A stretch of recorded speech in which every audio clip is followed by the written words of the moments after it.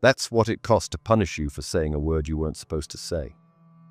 But here's what they never told you about that punishment. They weren't teaching you manners. They were teaching you that words have consequences. And they were right. But not in the way you think. Because here's what almost nobody understands, and what they've been hiding from you since 1946. Your words don't describe reality. They program it. Every time you say, "I always struggle, I'm bad with money," that's just how I am. You're not talking about yourself. You're locking in outcomes. And you've been doing it unconsciously for years. A physicist who helped build the atomic bomb proved something that should have changed everything. Observation doesn't influence reality. It collapses it. And language?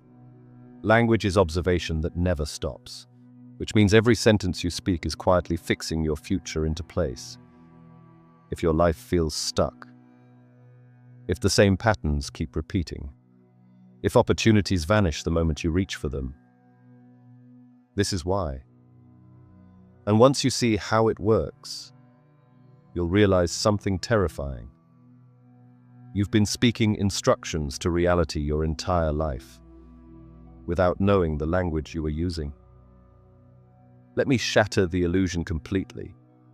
You think words are just words, neutral sounds, tools for sharing information, ways to communicate what's already happening in a reality that exists independent of you. That's the lie. That's the programming. That's what they taught you in school, so you'd never realize what you're actually holding in your mouth every time you speak. Because if you knew, if you really understood, what happens in the quantum field when you speak, you'd treat every sentence like a loaded weapon. You'd guard your tongue like a priest guarding a holy relic. You'd go silent for hours just to stop accidentally programming limitation into your life. Here's what they never taught you in any classroom. Reality isn't solid. It's not fixed. It's not out there waiting to be discovered like some objective stage where your life plays out. At the quantum level, the fundamental level, the level where everything in your world is actually constructed, reality is a field of probability. Waves of potential, infinite possibilities existing simultaneously in a state called superposition. Every version of your life, rich, poor, healthy, sick, successful, struggling, loved, alone.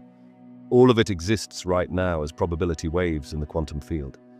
And every time you observe something, every time you name it, label it, speak about it, measure it in any way, you collapse that wave. You select one possibility out of infinite options. You fix it into form. This isn't mysticism. This isn't belief. This isn't some spiritual bypassing nonsense. This is physics, established, proven, undeniable. And the man who proved it? He wasn't some fringe theorist or New Age guru. He was a giant, a Princeton physicist, a colleague of Einstein and Niels Bohr. His name was John Archibald Wheeler. You've probably never heard of him. And that's by design. Because what he discovered, what he spent the last decades of his life trying to communicate, should have revolutionized not just physics, but psychology, education, medicine, economics, everything. It should have changed how we raise children, how we talk to ourselves, how we understand human potential. But it didn't, because the implications were too dangerous, too destabilizing, too threatening to every system built on keeping you small. Wheeler worked on the Manhattan Project. He helped build the atomic bomb. He coined the term black hole. He mentored Richard Feynman, one of the greatest physicists of the 20th century. This was not a man prone to wild speculation. And yet, late in his career, after decades studying quantum mechanics, after witnessing reality's deepest secrets, he proposed something so radical that most of the scientific establishment tried to ignore it: the participatory universe. Wheeler said this, and I want you to hear these words slowly, let them actually land. No phenomenon is a phenomenon until it is observed. Not observation reveals the phenomenon. Not observation discovers what was always there. Not observation helps us understand reality. Observation creates the phenomenon. Meaning, before you look, before you measure, before you name something, it doesn't exist in fixed form. It exists in a state of pure potential, every possibility at once, undefined, fluid, waiting. Like Schrödinger's famous cat, alive and dead simultaneously until someone opens the box. But the moment you observe it, the moment you interact with it, the moment you pay attention to it, the wave collapses, the probabilities narrow, reality crystallizes into one specific form. Now here's where your life connects to this. Language is structured observation. When you say, "I'm terrible with money," you're not describing a pre-existing fact about yourself. You're performing a measurement. You're collapsing the probability field. You're selecting one timeline out of infinite possibilities, the timeline where you struggle financially, and locking it in. When you say, "My health always fails me," you're not being honest about your medical history. You're measuring yourself into that pattern. You're observing it into continuity. When you say, "I'll never find love again at my age," you're not protecting yourself from disappointment. You're programming your future. You're collapsing the wave function of your romantic life into isolation. Because, and this is critical, your subconscious mind doesn't know the difference between description and command. It doesn't care if you're just being realistic. It doesn't register your sarcasm or your defeat or your resignation. It hears the words, it accepts them as measurement, and it builds your reality to match. This is why positive thinking alone doesn't work. This is why affirmations feel fake and don't stick. This is why you can read every self-help book, watch every motivational video, go to every seminar, and still end up in the same place. Because you're not changing your language at the quantum level. You're slapping positive words over negative core beliefs like putting a band-aid on a bullet wound. And your subconscious, the part actually running the show, the part that controls 95% of your behavior, knows the difference. Wheeler understood something that mystics had known for millennia. You are not separate from reality. You are actively creating it every single moment through the act of observation. And since you observe through language, since you think in words, speak in words, describe yourself in words, your language is literally the programming code of your reality. But here's what makes this even more powerful and more dangerous. The quantum field doesn't just respond to conscious observation. It responds to all observation, including especially unconscious, repetitive observation, which means the phrases you say without thinking, the stories you tell automatically, the descriptions you give reflexively. Those are the most powerful programming commands of all, because they're operating 24/7 beneath your awareness, constantly collapsing the same probability waves into the same outcomes. This is what Wheeler called the observer effect. But ancient mystics, people who understood this truth thousands of years before we had particle accelerators, called it something else, the power of the spoken word. Same mechanism, different vocabulary. Wheeler described it in the language of quantum mechanics. The mystics described it in the language of spirit. But they were both pointing at the same truth. Your words shape reality, not metaphorically, literally. And now you're starting to see why every spiritual tradition on earth, every single one, warned people to guard their tongue, not because words are magic, because words are physics. Because once you understand this mechanism, once you really see how it works, you can never go back to unconscious speech. You can never again pretend that your words don't matter. You can never again hide behind, "I'm just being honest," when you speak limitation over your life. Because now you know, you're not describing reality, you're creating it. Let me go deeper into the quantum mechanics, so you understand exactly how this works. The double-slit experiment. You might have heard of this. It's one of the most famous experiments in physics, and it broke reality as we knew it. Scientists shot electrons, tiny particles, through two slits at a screen, when no one was watching? The electrons behaved like waves. They created an interference pattern, like ripples in water hitting two openings and creating overlapping waves. But the moment they put a detector there to observe which slit the electron went through, the wave collapsed. The electron became a particle. It went through one slit, not both. The act of observation, the act of measurement, literally changed physical reality, not the scientists' interpretation of reality, not how they perceived reality, reality itself, the actual behavior of matter. Now let's bring this to your life. When you're not actively observing yourself, when you're just living, flowing, being, you exist in a state of maximum potential. Multiple timelines available, multiple outcomes possible, flexibility, possibility, but the moment you measure yourself, the moment you say, I am X, or I always Y, or I can't Z, the wave collapses. Your potential narrows. You become fixed. And the more you repeat that measurement, the more solid it becomes. This is why people who constantly talk about their limitations stay limited. This is why people who always tell the same victim story keep experiencing victimhood. They're not describing their reality. They're continuously recreating it through repeated observation. Wheeler went even further. He proposed something called the delayed choice experiment. Without getting too technical, he showed that observation in the present can actually affect what happened in the past. That the act of measurement reaches backward through time and determines which path a particle took. Let that sink in.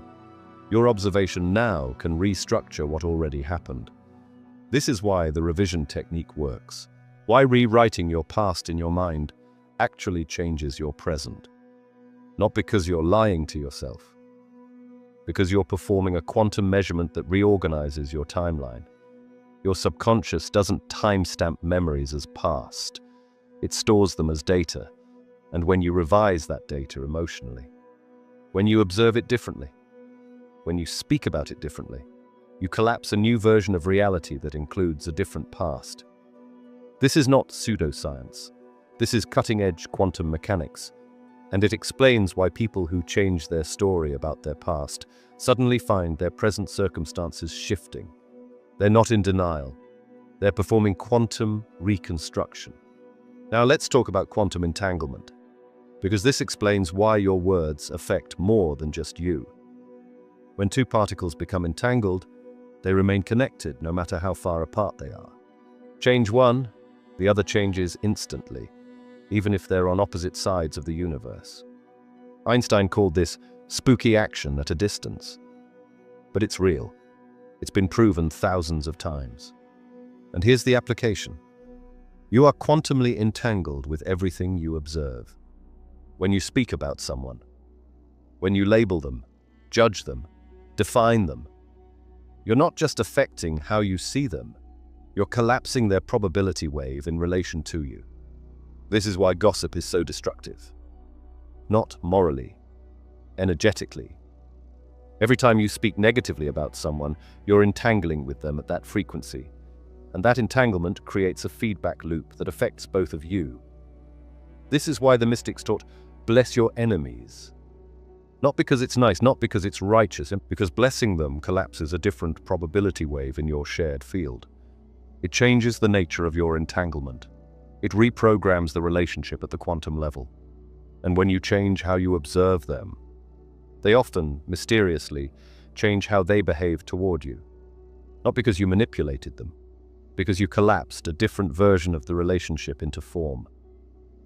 One more quantum principle you need to understand. The Heisenberg uncertainty principle. You can't measure both the position and momentum of a particle simultaneously with perfect accuracy. The act of measuring one makes the other uncertain. Translation for your life. You can't be in two states at once. When you say, I want to be rich, but I'm afraid of money, you're trying to collapse two contradictory waves. Your quantum state becomes uncertain, unstable, chaotic.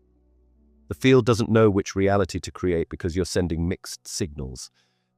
This is why people who talk about what they want while simultaneously describing why they can't have it stay stuck. They're creating quantum interference. Their words are cancelling each other out at the field level. So nothing manifests. Or things manifest and immediately disappear. Because there's no coherent signal, no clear measurement, no stable observation. The fix, singular observation, clear measurement, coherent language. You can't say I am wealthy in the morning and I'm so broke in the afternoon and expect the field to respond. You have to choose which reality you're observing into existence and stay there. This is what Wheeler meant by participatory. You're not a passive observer. You're an active participant in the creation of your reality, and your primary tool for participation is language. So the question becomes, what reality are you speaking into existence right now? Here's what they don't tell you in Sunday school, in history class, or anywhere else they're supposed to educate you. The Bible's creation story isn't a metaphor. It isn't primitive people trying to explain things they didn't understand. It isn't poetry. It's a technical manual. Genesis 1 verse 3. And God said, "Let there be light, and there was light." Hear that again, slowly. Not God thought about light. Not God willed light into existence. Not God worked to create light. God spoke. And reality formed. That's the whole mechanism, right there. In the first chapter of the most widely read book in human history, speech creates form. Observation collapses potential. Language structures reality. Now you might think that's just religious doctrine, ancient storytelling, metaphorical teaching. But let me show you something that will completely change how you see that verse. In Hebrew, the original language of Genesis, the word for word is Dabar. But Dabar doesn't just mean word. It's not a simple translation. Dabar is a tri-concept that means word, speech, communication. Thing, physical matter, object. Action, event, occurrence, deed. Same root, same term, same concept. Meaning, in Hebrew consciousness there is no separation between speaking and creating. Words don't describe things that already exist. Words are things. Words create things. Speech and matter are different expressions of the same reality. This isn't metaphysics. This is encoded in the language itself. The ancient Hebrews understood something that modern physics is only now confirming. At the quantum level, information and matter are interchangeable. Wheeler himself said it. It from bit. Physical reality, it, emerges from information, bit. And language is structured information, which means language literally constructs physical reality. The Hebrews knew this. They built their entire spiritual practice around it, which is why they had rules. Strict ones, sacred ones, dangerous ones. You know the third commandment, "Thou shalt not take the name of the Lord in vain." You were probably taught that means don't curse using God's name. Don't say "God damn it." Don't be disrespectful. That's not what it means. Not even close. The name they were forbidden to speak was Yahweh, the Tetragrammaton, the four-letter name of God himself. And it wasn't forbidden because it was disrespectful or inappropriate. It was forbidden because speaking it had consequences, real ones, physical ones, quantum ones. Why? Because naming something collapses it, defines it, limits it.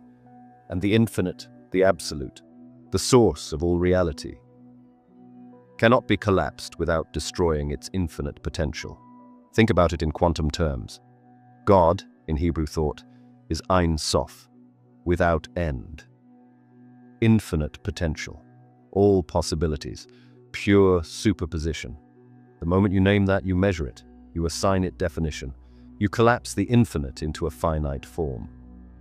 And once you do that, once you make the infinite finite, you've destroyed the very thing you were trying to access. The ancient priests understood this at a level that would make modern physicists uncomfortable. This is why only the high priest could speak the name, and only once a year, in the Holy of Holies, alone, not out of tradition, not out of ritual for its own sake, out of quantum necessity. because speaking the name collapsed the field in a specific way. And doing it too often, or in the wrong context, or without the proper preparation would. Well, the texts say the priest could die if he did it wrong. You think that's superstition? What if it was recognition that misusing the quantum creative force could literally destabilize the person doing it? That bringing that much coherent intention into form without proper energetic preparation could short-circuit the human nervous system? There are documented cases of people experiencing massive energetic surges during deep meditation or spiritual experiences. Spontaneous healings, nervous breakdowns, physical transformations. What the mystics knew, and what science is now discovering, is that consciousness and matter are not separate, and at certain levels of coherence, certain levels of focused intent. Speaking can create energy cascades that physically affect the body. Now let's travel to Egypt. The priests of ancient Egypt practiced something called hika. It's usually translated as magic, and that translation has done more damage to understanding than almost anything else. Because Heka wasn't about spells and tricks and Harry Potter nonsense. Heka was the primordial force through which the gods structured reality. It was considered as fundamental as gravity, as essential as breath, and it was activated entirely through precise spoken formulas. The priests spent years, sometimes decades, memorizing these formulas word for word, not approximately, not close enough, not with variations, exactly. Every syllable, every intonation, every pause. Why? Because they understood that language is code, and incorrect code produces incorrect results. Change one syllable in a Heka formula, and you might open the wrong door, collapse the wrong probability, create an outcome you didn't intend. This is why the Egyptian Book of the Dead, which is really a guide for navigating death and rebirth, is filled with specific phrases the deceased must speak to pass through each gate. Not pray, not hope, not wish. Speak, declare, command. I know the names of the 42 gods. I have not committed sin. I am pure. These weren't requests. These were passwords, reality codes that unlocked specific states. And the Egyptians knew, speak the wrong code, get the wrong result. This isn't superstition. This is linguistic programming at the cosmic level. Now let's go to ancient Greece. Heraclitus, one of the pre-Socratic philosophers, taught that all of reality was governed by the Logos.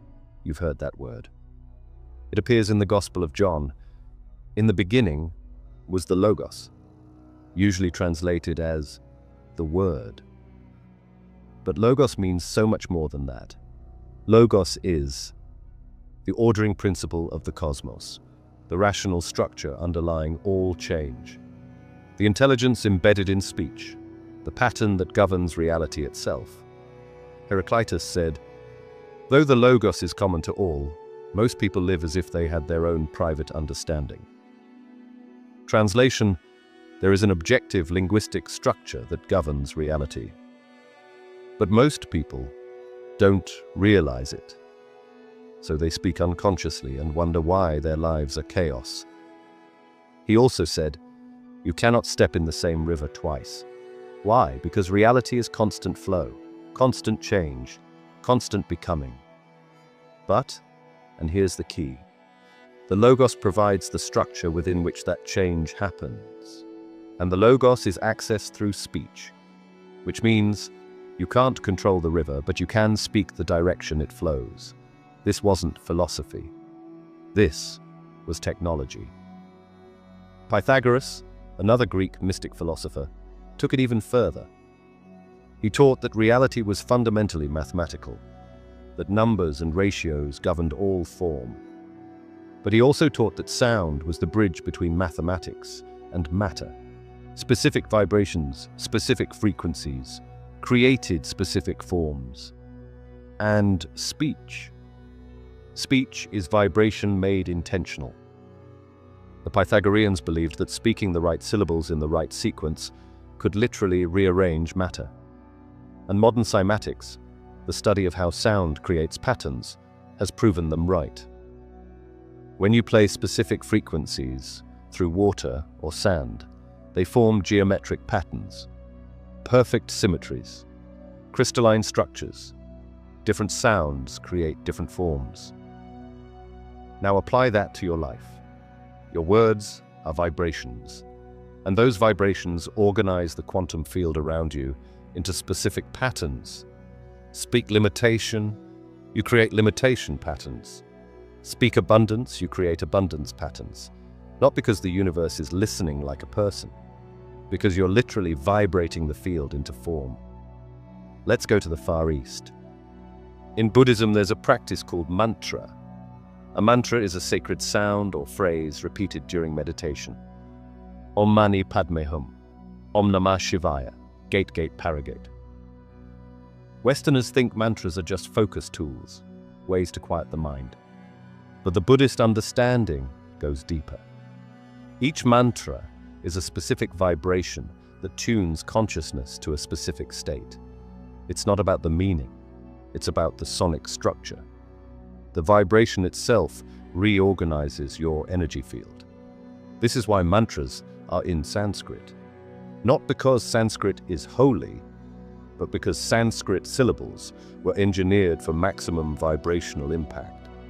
Each sound was designed to activate specific energy centers, trigger specific neural pathways, collapse specific probability states. It's acoustic technology, disguised as a religion. And the proof? Neuroimaging studies show that specific mantras activate specific brain regions in consistent, repeatable ways. The sounds themselves change your brain structure. Now come with me to indigenous traditions.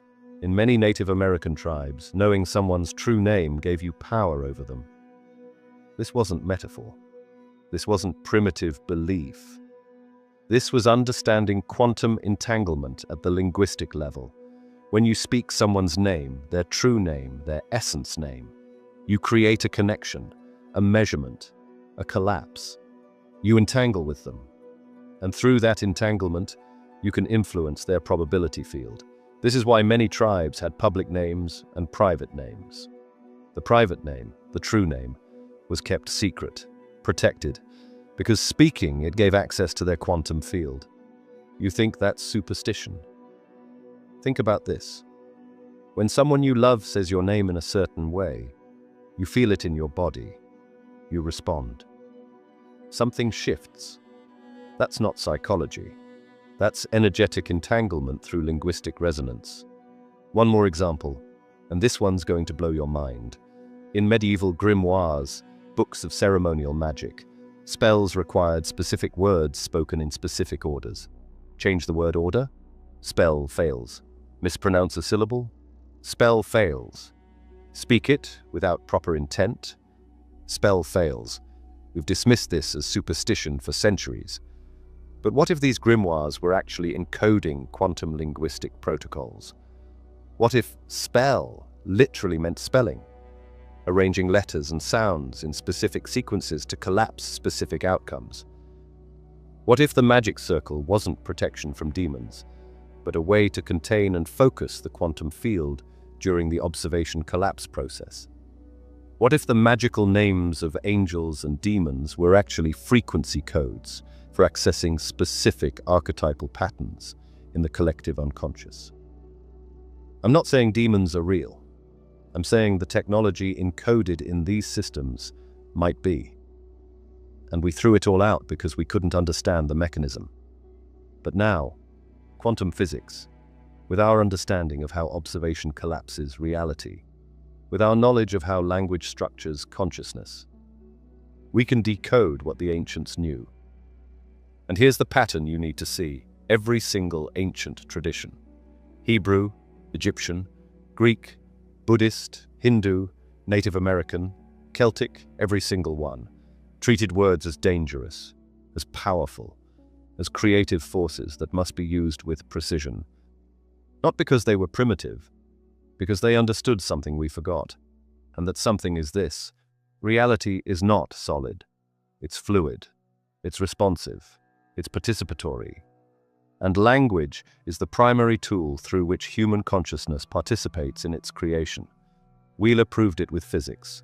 The ancients guarded it with religion. And now you know it. So the question becomes, are you going to keep speaking unconsciously? Or are you finally going to use this power the way it was meant to be used? Now that you understand the foundation, the physics, and the ancient wisdom, let me break down the exact mechanism by which your words are programming your reality. I call this the reality fixation loop. 5 steps, runs 24/7, creates your entire lived experience. And once you see it, once you really understand how it works, you'll never be able to speak unconsciously again.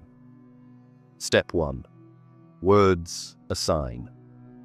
Meaning. When you say, "I'm broke," you think you're describing your bank balance. But you're not. You're assigning an identity, a classification, a state of being, and your nervous system, which doesn't distinguish between objective reality and repeated suggestion, records that classification as truth. Not temporary truth, not today's truth. Identity-level truth. I am broke doesn't mean I currently have less money than I'd like. To your subconscious, it means broke is what I am. It's my nature. It's my identity. And once something becomes identity, your entire system organizes itself to maintain that identity. This is why identity-level change is so hard. Your ego, the part of you that maintains coherence, will sabotage anything that threatens your established identity. Not because it's bad, because it's doing its job, keeping you consistent. So when you say, "I'm broke," repeatedly, you're not just describing money, you're encoding brokenness as a core identity. And your subconscious will do everything in its power to prove that identity correct. Step 2. Meaning directs observation. Here's where the quantum physics kicks in. Once you've labeled yourself, once you've assigned meaning, your brain's reticular activating system, RAS, starts filtering reality through that lens. The RAS is the part of your brain that determines what you notice and what you ignore. You can be in a room with 1,000 data points, but your RAS will only let through the ones that match your current beliefs. This is why when you buy a red car, you suddenly see red cars everywhere. They were always there, but now you're observing for them. Same principle with money. When you've labeled yourself as broke, your RAS filters reality to show you evidence of brokenness. You notice every bill, every expense, every person who has more than you, every opportunity you can't afford. And you stop noticing the money that is flowing to you, the opportunities that are available, the abundance that is present. Not because it's not there, because you're not observing for it. Your words changed your filter, and your filter changed what collapses into your reality. Step 3. Observation. Collapses probability. Now we're in pure Wheeler territory, your focused attention on being broke, reinforced by your words, filtered by your RAS. Collapses the probability wave. Remember, at the quantum level, multiple realities exist simultaneously. There's a timeline where you're struggling. There's a timeline where you're thriving. There's a timeline where you're somewhere in between. All of them exist as probability waves until you observe one into form. And your observation isn't neutral. Your observation selects which wave collapses. When you say, "I'm always broke," and then look at your bank account with that expectation, you're not just seeing what's there. You're collapsing one specific timeline, the broke timeline, into material form. And because quantum observation is participatory, your expectation influences the outcome. This has been proven in laboratory settings thousands of times. The observer effect isn't debatable. It's established science. And it applies to your bank account just as much as it applies to electrons. Step 4. Repetition stabilizes the outcome. Here's what makes this loop so dangerous. Every time you repeat the phrase, you reinforce the measurement. It's like taking a photograph of the same scene over and over and over. Each repetition makes the image sharper, more defined, more solid. When you say, "I'm always broke" once, you collapse a probability. When you say it 100 times, you stabilize that probability into a persistent reality. Your subconscious treats repetition as proof.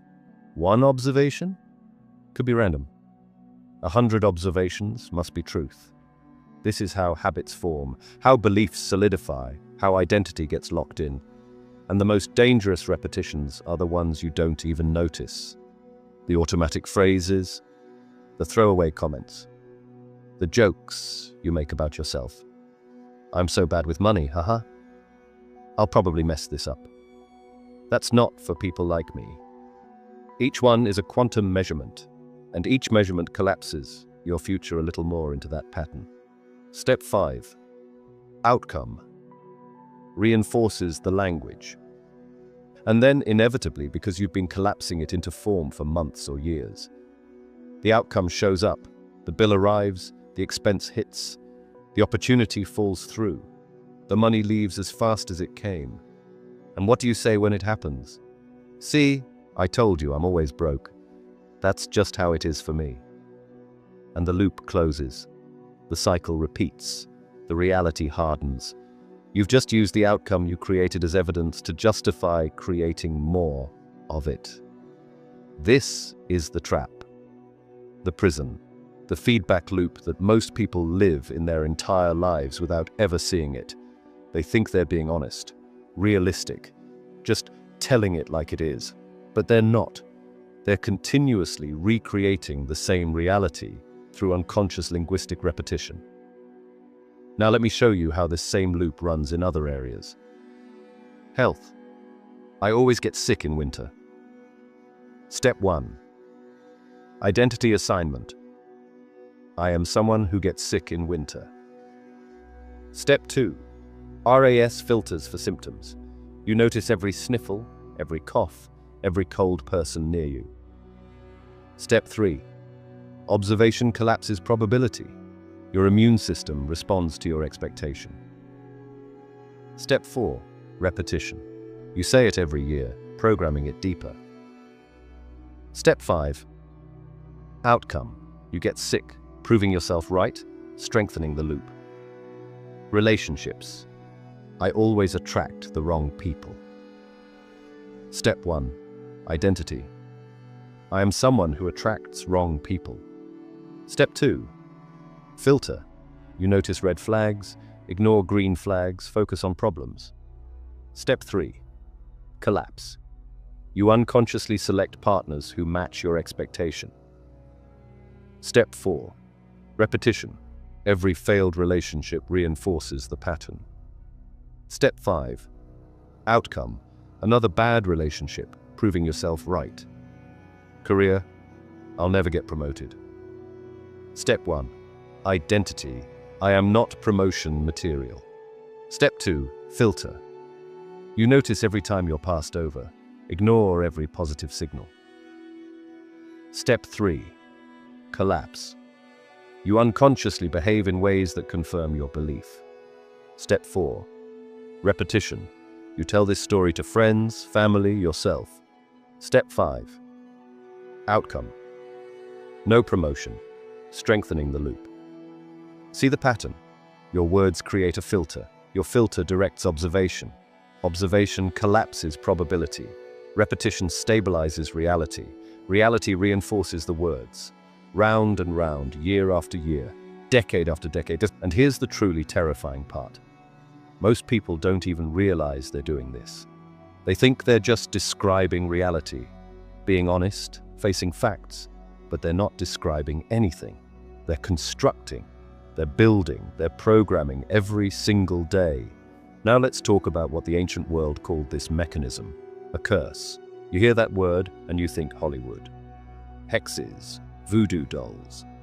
Nonsense. But strip away the mysticism and here's what a curse actually is. A repeated measurement of a negative outcome. That's it. That's the whole mechanism. Someone says, "You'll never amount to anything." That's the initial measurement, the first observation. the probability collapse.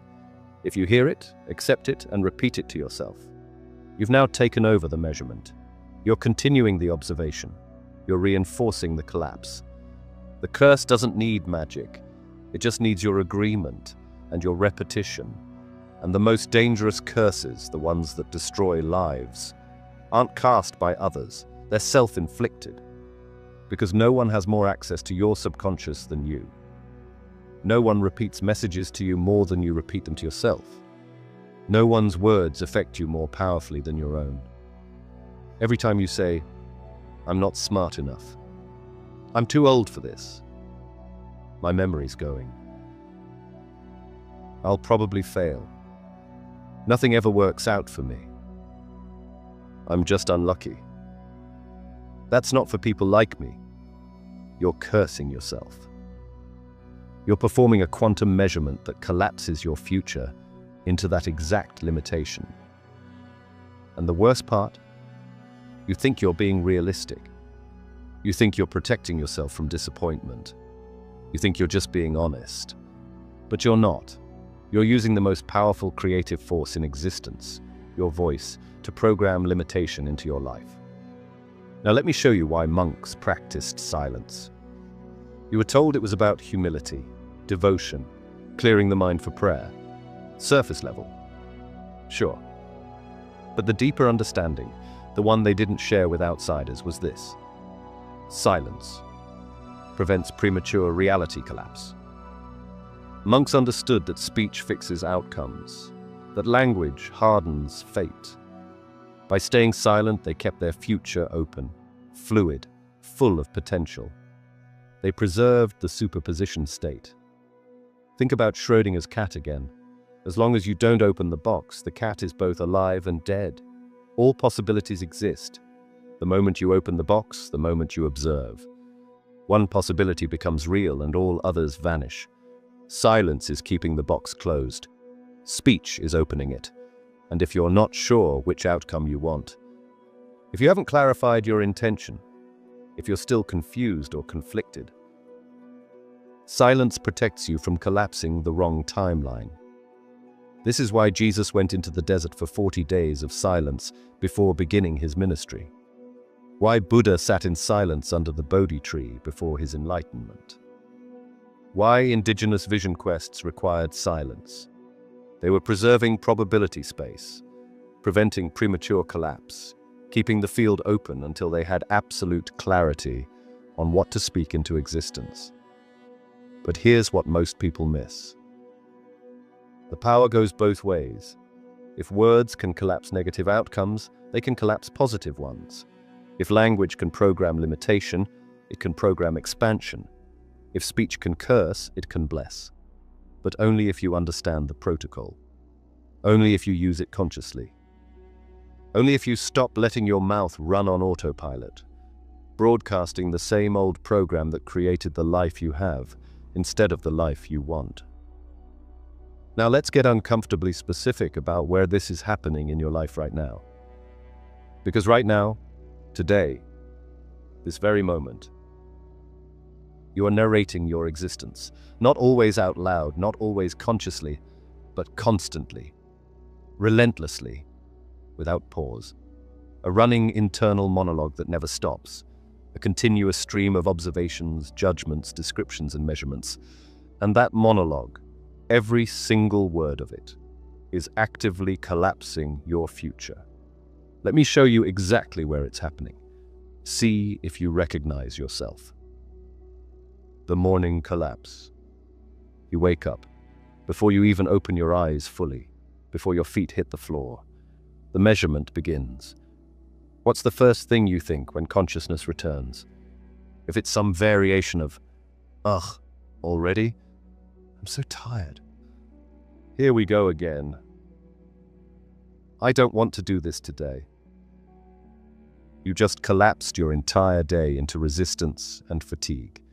Not because the day is resistant and fatiguing, but because you observed it into that state before it even began. Your words, even your silent internal words, sent a signal to your autonomic nervous system. Today is a burden. Prepare for struggle, allocate minimal energy, and your body responds accordingly. Your cortisol levels spike. Your energy reserves contract. Your cellular function downgrades to survival mode. Not because of what's happening, because of what you said was happening. Then you walk to the bathroom. You look in the mirror. What do you say? God, I look terrible. I'm getting so old. Look at those wrinkles, that belly, that hair. I used to look better than this. Quantum measurement. Identity collapses into aging, declining, deteriorating. Your self-image, the internal picture your subconscious uses to regulate everything from posture to hormone production, just got reprogrammed for decay. And you did it before 7 a.m. The identity collapse. Throughout the day, you're constantly defining yourself, mostly without realizing it. Someone asks you to help with technology. Oh, I'm terrible with computers. Measurement made. Capability collapsed into limitation. Someone mentions a new skill or opportunity. I'm too old to learn that now. Measurement made. Potential collapsed into impossibility. Someone compliments you. Oh, it's nothing special. Anyone could do it. Measurement made. Value collapsed into ordinariness. Each of these feels harmless. Just conversation. Just being humble. Just being realistic. But every single one is a quantum observation that fixes your identity into a specific form. And your subconscious doesn't debate it, doesn't question it. It accepts it as instruction and builds accordingly. Here's what's insidious about this. You think you're describing who you are, but you're actually creating who you are. The you that exists is not fixed, not solid, not permanent. At the quantum level, you're a field of probability, multiple potential versions existing simultaneously.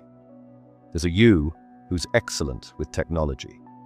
There's a you who's perfectly capable of learning new skills at any age. There's a you who creates exceptional value. All of these exist as probability waves. And every time you speak, you collapse one wave and eliminate the others. I'm terrible with computers doesn't describe reality. It selects a reality from the field of possibility and makes it real. The money collapse. This is where it gets financially painful. Every time you look at your bank account, what do you say? I never have enough. It just disappears. I work so hard and have nothing to show for it. Each statement is a measurement that collapses your financial timeline. But it's even more specific than that. Quantum physics has proven something called quantum entanglement at a distance.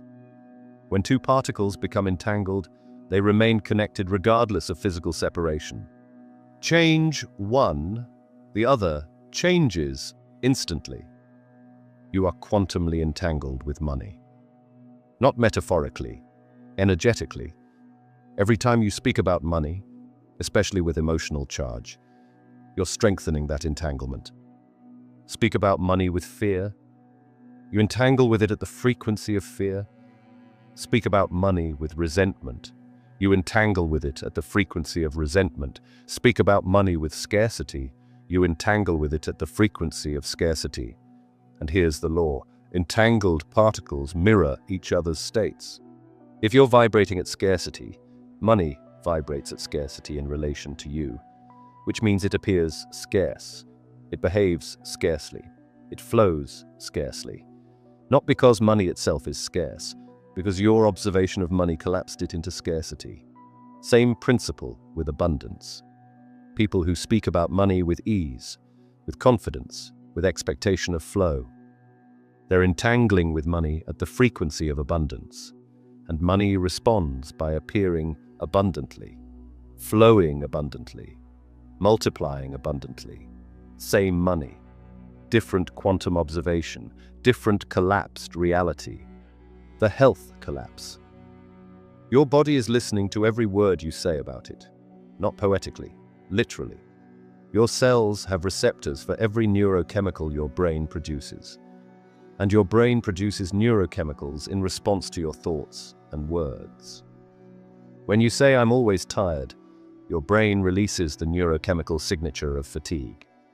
Your cells receive that signal and respond by decreasing ATP production, cellular energy, increasing inflammatory markers, reducing mitochondrial function, down-regulating repair mechanisms.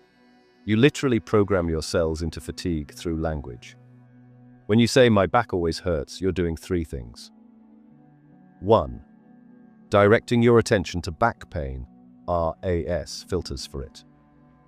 2. Strengthening neural pathways associated with pain perception. 3. Collapsing probability into continued back pain. Dr. Joe Dispenza's research has proven this repeatedly. Your body responds to your mental rehearsal as if it's physically happening. Imagine biting into a lemon right now. Really visualize it. The sourness, the pucker. Your mouth is watering, isn't it? Your body responded to words and imagery as if it was real. Now apply that to every health statement you make. I always get sick in winter. My memory's going. I can't eat that anymore. My knees are shot. Each one is a command your body accepts as instruction. And here's what makes it worse. Repetition creates neural permanence. The first time you say, "My memory's going," it creates a weak neural pathway. The 100th time, that pathway is a superhighway. Your brain has now dedicated significant neural real estate to the belief that your memory is declining. And what does it do with that belief? It makes it true. It stops forming new memory connections as efficiently. It doesn't prioritize memory recall. It accepts forgetfulness as normal.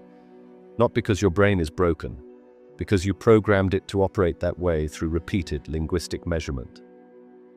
The relationship collapse. Every word you speak about your relationships shapes them. You say, "My kids never call anymore." Quantum measurement. Relationship collapses into distance. Your energy field, the invisible but measurable electromagnetic signature you emit. Now broadcasts, "My children are distant." And through quantum entanglement, which has been proven to exist between emotionally connected humans. That signal affects them, not consciously, energetically. They feel the pull of your expectation, the weight of your observation, and unconsciously they respond by not calling, not because they don't love you, because you collapsed the probability wave of your relationship into distance, and they're responding to the field you're creating. You say, "I always attract the wrong people." Measurement made. Attraction pattern locked in.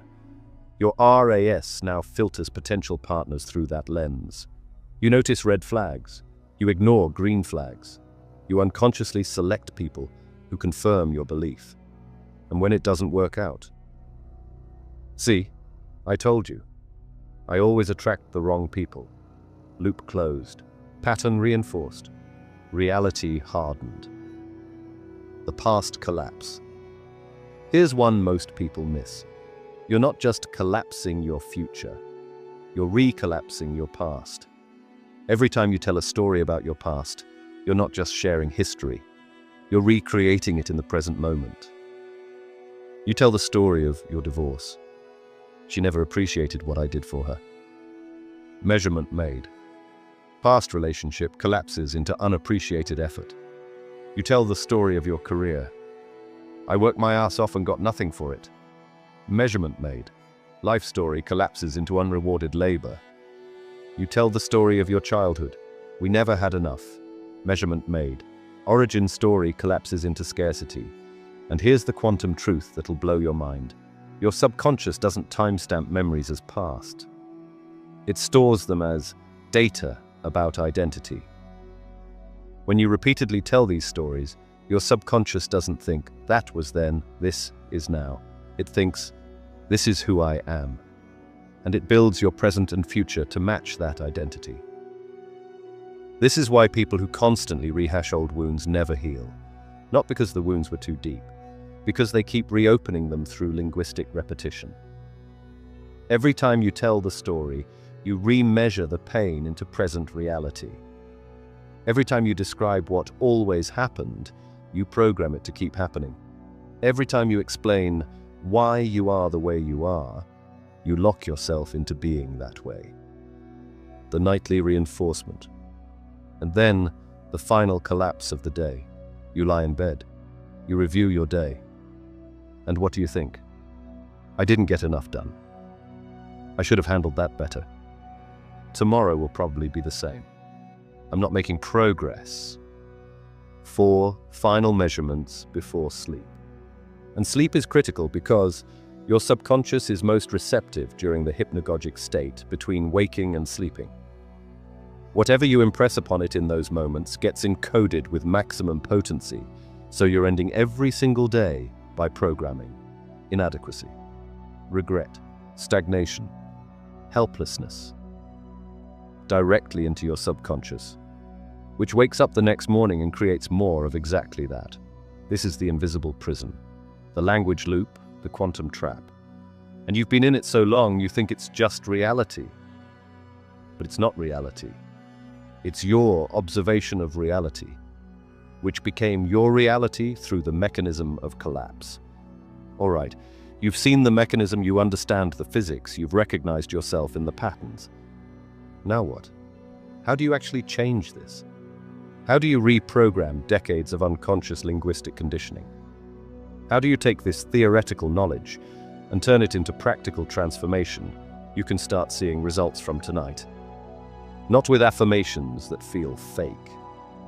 Not with positive thinking that doesn't stick. Not with vision boards that collect dust. With protocol. With precision. With quantum observer discipline. I'm going to give you 7 specific protocols. These aren't suggestions. These aren't things to try when you feel like it. These are scientific interventions based on quantum mechanics and ancient wisdom. Use them exactly as described, and you'll start collapsing different realities within 48 hours. Skip them or half-ass them, and nothing changes. Your choice. Protocol 1. The 48-hour speech audit. First, you need to see the invisible. You need to witness your unconscious language patterns. Here's how. For the next 48 hours, starting the moment you finish this. You're going to become a witness to your own speech, not to judge it, not to fix it yet, just to see it. Equipment needed. Small notebook or phone notepad app. Brutal honesty with yourself. The practice. Every time you catch yourself saying something about yourself, your life, your past, your future, write it down, verbatim. Exactly as you said it. Pay special attention to these patterns. I always, I never, I can't, I'm not, I'm terrible at, that's just how people like me, at my age. Also track how you describe your body, how you talk about money, how you explain your past, how you describe your relationships, how you respond to compliments, how you react to opportunities. Why this works: you cannot change what you cannot see. And 95% of your linguistic programming is completely unconscious. You say these things automatically, reflexively, without thought. This audit brings the unconscious into consciousness. And quantum mechanically, observation changes the observed. The moment you start witnessing your language, you begin disrupting the automatic pattern. Warning: this will be uncomfortable. You're going to be shocked at how often you collapse negative realities. You'll be embarrassed, maybe ashamed, possibly angry at yourself. Don't judge it, just observe it. You're not bad for doing this. You're not weak. You were never taught. You're just finally seeing the program that's been running you. Protocol 2. The immediate interrupt. Once you've spent 24 to 48 hours witnessing, you're ready for intervention. Here's the practice. Catch yourself mid-sentence. Stop. Reframe. This requires vigilance, awareness, conscious effort. But it's the single most powerful quantum intervention you can make. Examples. When an old sentence starts forming in your mind, I'm terrible with technology. I always mess this up. I'll never be able to afford that. At my age, I can't. Interrupt it immediately. Stop, pause, breathe. Do not let the sentence finish, because finishing it is how the pattern locks in. Then replace it, calmly and deliberately, with a new instruction. I'm learning how technology works. I'm getting better at this. I'm learning how to create that level of income. I'm capable of growth at any age. The pause breaks the automatic loop. The replacement gives your mind a new direction to build toward. Notice the pattern. You're not lying. You're not faking it till you make it. You're not pretending problems don't exist. You're choosing a different probability to collapse. Instead of measuring yourself into a fixed negative state, you're measuring yourself into an open trajectory. I'm not good with technology equals fixed state, collapsed, permanent. I'm learning to understand technology better equals open trajectory. Process, possibility.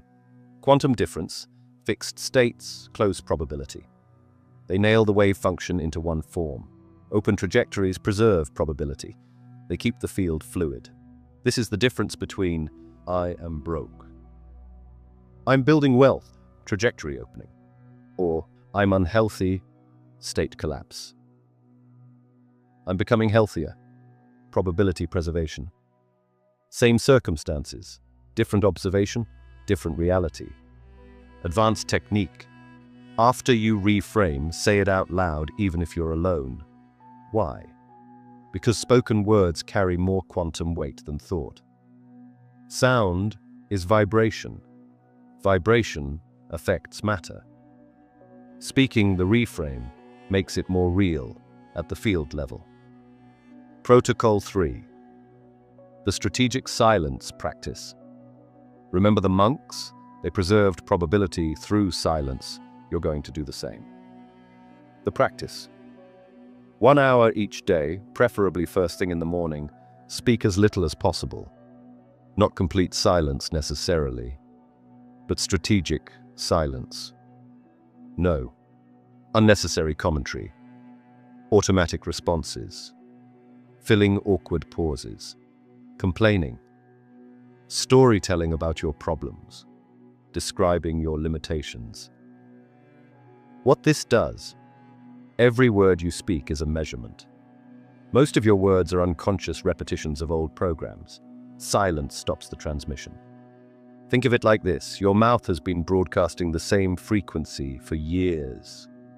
The same signal, the same program. That signal has been collapsing the same realities over and over. Silence breaks the transmission. And in that gap, in that space between broadcasts, new possibilities can emerge. The field can reorganize itself without your constant interference. How to implement. Wake up. Don't immediately grab your phone. Don't turn on the TV. Don't start talking to yourself. Sit in silence. Stand in silence. Move through your morning routine in silence. If you live with someone, warn them beforehand. I'm practicing morning silence for my mental health. Use gestures when necessary. Keep it calm and peaceful, not weird or hostile. Use this hour for conscious breathing. Observation without judgment. Awareness of your thoughts without speaking them. Feeling your body without narrating about it. What you'll notice, your mind will scream at you to speak, to narrate, to comment. That's the program trying to reassert itself. Let it scream. Don't engage. Just breathe. Just observe. Just be. This creates quantum space. Space for new timelines to form. Space for different probabilities to emerge. Space for your life to reorganize around a new frequency. Protocol 4. The nightly revision ritual. This one comes from Neville Goddard, but it's backed by Wheeler's quantum mechanics and the concept of delayed choice. Remember, observation in the present can affect what happened in the past. The practice. Every night before sleep, you're going to revise your day. Not rehash it, not replay it, not ruminate on it. Revise it. Here's how. 1. Lie in bed, close your eyes. 2. Replay your day backwards, from now back to waking up. 3. When you hit a moment that needs revision, stop. Moments that need revision. Times you spoke limitation. Times you felt powerless. Times you were disrespected. Times you failed or made mistakes. Times you felt fear or shame. 4. Revise the scene. Don't just think about it differently. Vividly imagine it differently, with emotion, with sensory detail. If you said, "I'm so forgetful," revise it. Imagine yourself saying, "My memory serves me well." If someone disrespected you, revise it. Imagine them treating you with respect. If you failed at something, revise it. Imagine yourself succeeding. Critical. Feel the revision. Don't just visualize it. Feel the emotional reality of the revised version. Feel the pride, the confidence, the respect, the success. Because your subconscious doesn't respond to mental imagery alone. It responds to emotion, to feeling, to vivid sensory experience. Why this works? Your subconscious doesn't timestamp memories as past. It stores them as identity data. When you revise a memory emotionally, when you observe it differently, your subconscious accepts the revision as truth. Not because you're lying to yourself, because at the quantum level the past isn't fixed. It's a probability field that can be recollapsed through present observation. Wheeler proved this with the delayed choice experiment. You're just applying it to your personal timeline. What happens over time? Your baseline identity starts to shift. You stop identifying as the person things happen to. You start identifying as the person who creates their reality. And that identity shift changes everything. Protocol 5. The morning declaration practice. Now you're going on offense. The practice. Every morning before you touch your phone, and I mean before. This is crucial. Before you let the world's frequency in, you're going to set yours. Create a 30 to 60 second present tense declaration. Not a wish list, not hopes and dreams, a decree, a command. The format: I am identity. I create reality. I attract experience. I embody quality. Here's an example. I am a powerful creator, fully sovereign in my experience. I create opportunities, abundance, and meaningful connections effortlessly. I attract aligned people, resources, and experiences that elevate my path. I embody confidence, clarity, and unstoppable momentum. This is who I am. This is what I do. So it is. Customize it. Make it yours. But keep it present tense. Keep it declarative. No trying, no hoping, no someday. This is who I am right now. How to speak them, not with force, not with desperate hope, not with fake enthusiasm, with calm certainty, like stating a law of physics. Because that's exactly what you're doing. You're not asking the universe for permission. You're issuing a quantum command. You're collapsing a specific probability wave through direct observation. Quantum mechanics. Your intention focuses your attention. Your attention directs your observation. Your observation collapses probability. The declaration is the collapse. What to avoid? Don't attach desperate emotion. Desperation broadcasts lack. Don't beg or plead. That broadcasts powerlessness. Don't question or doubt immediately after. That uncollapses what you just collapsed. Just declare, then release, then move forward as if it's done. Protocol 6, the qualifier elimination. This is subtle, but devastatingly powerful.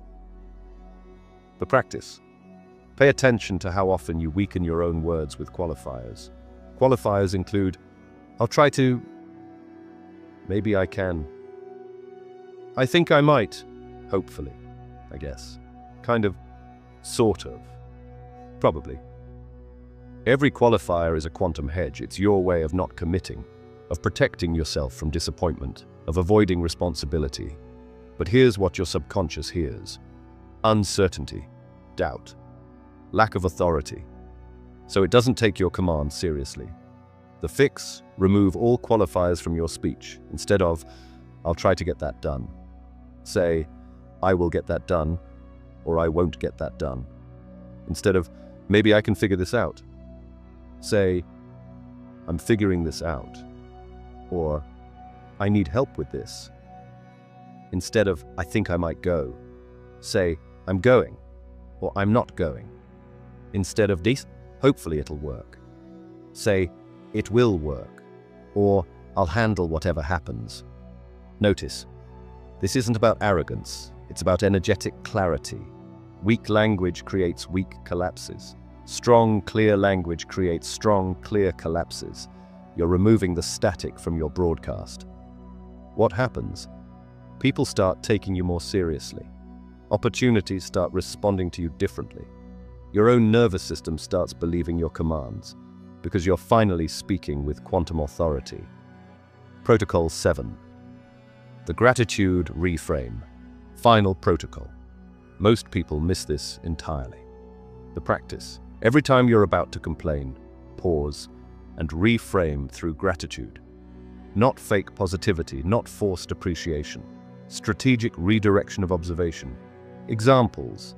Instead of, traffic sucks, reframe, say nothing, or I have time to think. Instead of, this weather is terrible, reframe, say nothing, or the seasons are changing. Instead of, I hate my job, reframe, say nothing, or this is temporary. Instead of, my body's falling apart, reframe, say nothing, or my body is showing me what needs attention. Instead of, I never have enough money, reframe, say nothing, or I'm learning to manage resources better. Why this works? Complaining is observation, and observation collapses reality. When you complain, you're measuring problems, and whatever you measure expands. Gratitude or neutral observation measures solutions. Same reality, different collapse. Quantum principle. The field responds to where you place your attention. Attention on problems equals more problems manifest. Attention on solutions/possibilities equals more solutions manifest. Advanced understanding. You're not denying that problems exist. You're choosing which part of reality to amplify through your observation. Every situation contains multiple aspects. Traffic is slow. But you also do have time to think. Weather is cold. But the seasons are changing. Job is unfulfilling. But it is temporary. You're choosing which aspect to collapse into your dominant reality. Integration. These 7 protocols work synergistically. Morning, silence hour, +3 declarations.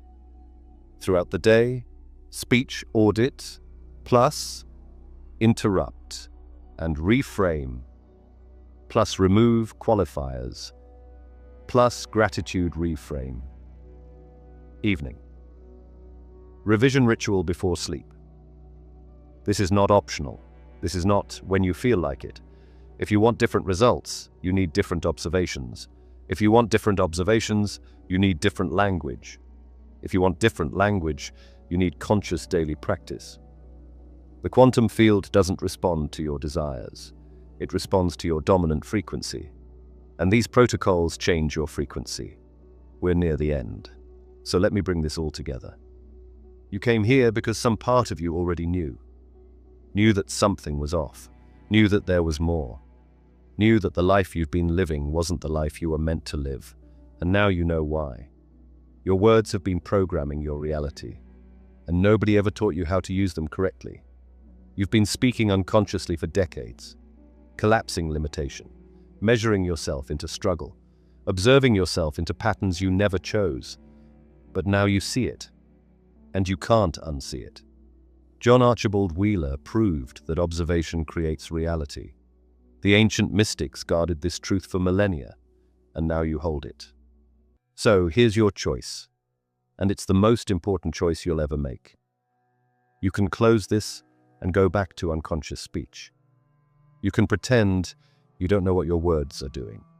You can keep collapsing the same timelines and hoping for different results, or you can become the conscious architect of your reality. You can stop letting your mouth run on autopilot. You can stop cursing yourself into limitation. You can stop measuring yourself into a life you never chose.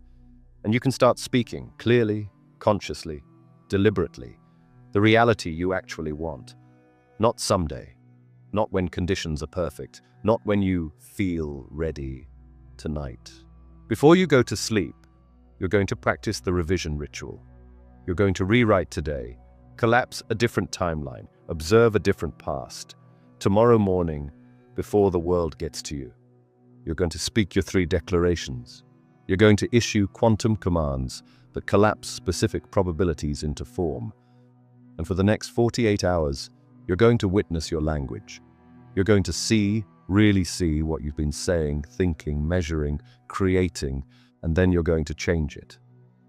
Consciously, deliberately, permanently. This is not motivation. This is not inspiration. This is instruction. This is protocol. This is the mechanism by which reality actually operates. And you now have access to it. But here's what most people won't tell you. Knowledge without application is worthless. You can know all of this and do nothing. You can understand the mechanism and still speak unconsciously. You can see the pattern and still collapse limitation. And if you do that, nothing changes. The universe doesn't care what you know, it only responds to what you do. So the real question isn't, is this true? The real question is, will you use it? Will you commit to 90 days of conscious language? Will you interrupt old patterns even when it's uncomfortable? Will you declare new realities even when they feel fake? Will you hold your frequency even when everyone around you tries to pull you back? Will you become the observer who consciously collapses the timeline you actually want? Because if you will, if you really commit to this, your life will change so fundamentally that you won't recognize it in 6 months. Not because of magic, not because of luck, because you'll have reprogrammed your quantum observation field to collapse different probabilities. You'll be speaking a different language, thinking different thoughts, observing different realities, entangled with different frequencies.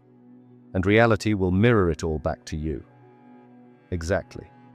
Because that's how it works. That's how it's always worked. You just didn't know you were doing it, but now you do. And you can never unknow it. Ancient mystics whispered this truth because they understood something modern people forgot. Reality is listening. Every word, every thought, every observation. The field is participatory, and your participation determines your experience. So speak like you know the power you hold, because you do now. Reality is not solid, it's fluid, it's responsive, it's yours to shape. And your voice is the tool through which you shape it. Use it wisely. Use it consciously. Use it powerfully. Your next words create your next reality. Make them count. If this hit you where it needed to, if you felt the truth of this in your body, not just your mind. Drop a comment below right now. Tell me what limitation spell you're breaking today. What word or phrase are you cutting out starting right now? I'm reading every single one. Let's hold each other accountable. Let's build a community of conscious observers who refuse to speak unconsciously anymore.